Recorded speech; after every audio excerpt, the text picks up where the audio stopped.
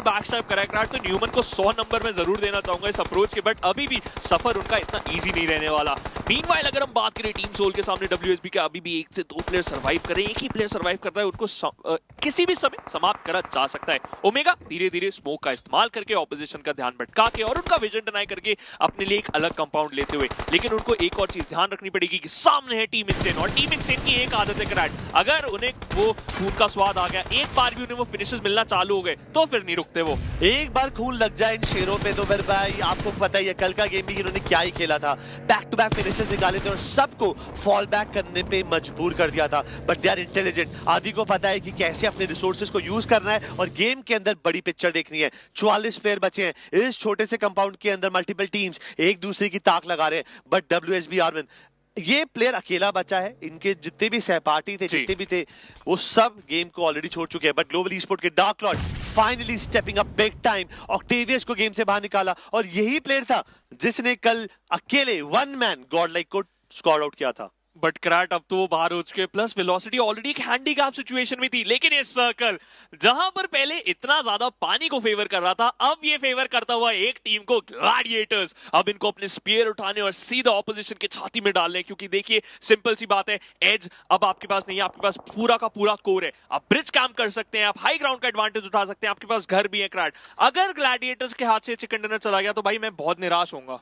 हम निराश होंगे, वो खुद से निराश होंगे, बिकॉज आपको भी पता है कि काफी बार जोन कभी कभी आपको एक सडन एडवांटेज देता है, बिकॉज जोन किसी के फेवर में नहीं है, कभी भी जोन हार्डशिप ले सकता है। बट अगर इस बार मौका मिला है ग्लैडिएटर्स को, देन यस उनको फायदा जरूर उठाना पड़ेगा। वहीं पे सोल के अक्षत आर्मिन जो अकेले प्लेयर बचे थे डब्ल्यूएसबी को, उनको भी जड़ से उखाड़कर गेम से बाहर निकाला। जस्ट बिकॉज अब ये पावर प्ले में नहीं मार रहे तो इसका वजह से इनको बस 4 पॉइंट मिलेंगे। बट ओआर के प्लेयर यहाँ पर फिनिश फीड के अंदर इस वक्त रिसीविंग एंड पे हैं और उनके लिए, मेरे लिए, उनके हिसाब से थोड़ी चीजें जरूर खराब होंगी अब। जी हाँ, क्योंकि ओआर यहाँ पर सैंडविच हो चुके दो टीमों के बीच में, टीम गॉड लाइक एंड उसके साथ साथ वन ब्लेड। अब यहाँ पर सूझबूझ के साथ उन्हें बाहर निकलना पड़ेगा क्रैट, क्योंकि ये सिचुएशन ऑलरेडी अच्छी नहीं है।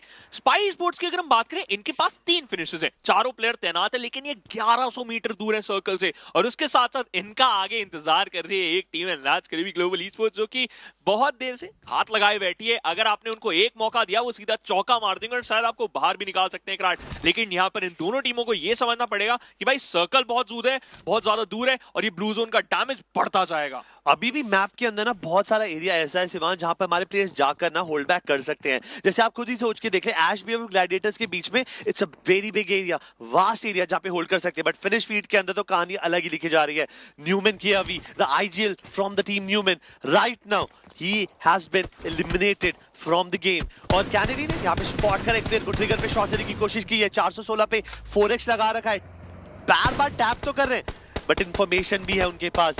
बट मैं देख रहा हूं कि कब तक ग्लैडिएटर्स अपने सब्र का बांध होल्ड बैक करके रखेंगे, बिकॉज इस टीम ने अभी तक एक भी, मैं बोल सकता हूं कि मूवमेंट नहीं करी है। दे प्लेइंग सो लो की they just waiting for the perfect opportunity, और उस अपॉर्चुनिटी पे ये टीम अपना पंजा जरूर मारेगी।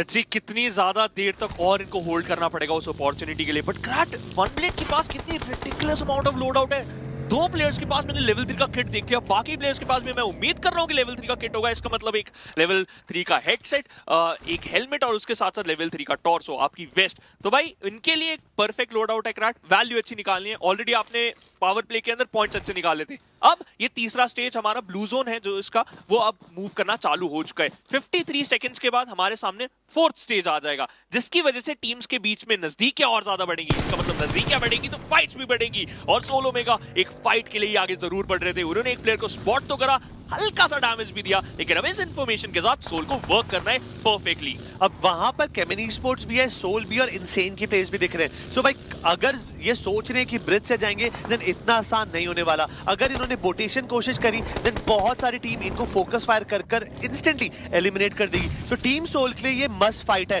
कुछ भी हो जाए, साम दाम दंड भेद सब लगाना पड़ेगा। बट स्लग ने भाई पे डीपीएस से हेक्टर बैकबोन पे हमला करा, ऑक्शन काफी ज्यादा ऑफ गार्ड पोजीशन में पकड़े गए and he has been knocked knockout. अचानक से 4 प्लेयरों की टीम 2 प्लेयरों में निपट रही है यहाँ पर, और ये मुश्किल सिचुएशन है इस टीम के लिए। ओनो गॉब्लिन का वहां पर रास्ता थोड़ी देर के लिए ब्लॉक हो गया था, लेकिन वो किसी तरीके से अपने आप को बचा पाएंगे। स्किप्स उनके पीछे आ रहे थे, एक मोलोटॉव का इस्तेमाल कर रहे ताकि गॉब्लिन को और रूम ना दिया जाए। क्रैट एक बार गॉब्लिन के ऊपर देखिए, उनकी वेस्ट नहीं है, उनके पास सिर्फ हेलमेट बचा है। इसका मतलब ये जो अगर बॉडी के ऊपर डैमेज होगा वो बहुत ही ज्यादा इंसेन अमाउंट में पड़ने वाला है, और इंसेन ऑलरेडी इंसेन नजर आ रही है। स्किप्स अपने एक नॉकड आउट प्लेयर को रिवाइव देने वाले स्लग, लेकिन ये रीबाउंड ग्रेनेड गॉब्लिन सीधा प्लेयर को नॉक करेंगे और अपने लिए अब थोड़ा सा और टाइम बाय करते हुए। लेकिन गॉब्लिन के ऊपर जिम्मेदारी बहुत ज्यादा बढ़ चुकी है क्योंकि उनके तीनों प्लेयर नॉक है।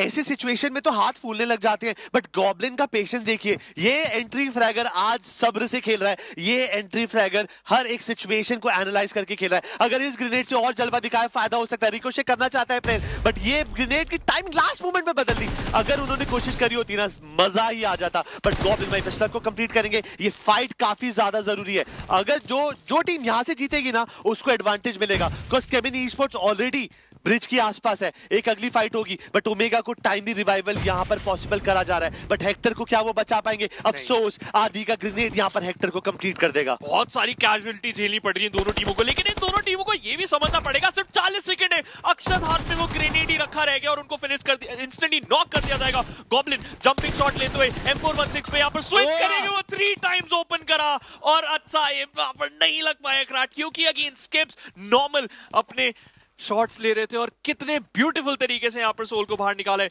बहुत ही अच्छी फाइट थी, लेकिन कैजुअलिटी उन्हें भी बहुत ज्यादा झेलनी पड़ी। हाँ, प्लेयर्स जरूर ड्रॉप करे, but team soul they tried their best. हाँ, specially kudos to Goblin, because back to back players को रिवाइव देना, फाइट करना आसान नहीं था। और जॉनथन के साथ भी यही प्रॉब्लम हुई थी जब वो शैडो के अगेंस्ट गए थे। वो 416 पे 3x अभी तक ना थोड़ा सा मनूस प्रूव हो रहा है। तो भाई अगर वहीं पे हिप फायर रेड डॉट होती ना, फायदा हो सकता था। बट ये वो फाइट है जो हम आपको नहीं दिखा पाए। ग्लोबल ई-स्पोर्ट्स और ओजी आपस में भिड़ी, और ग्लोबल ई-स्पोर्ट्स ने काफी खूबसूरत तरीके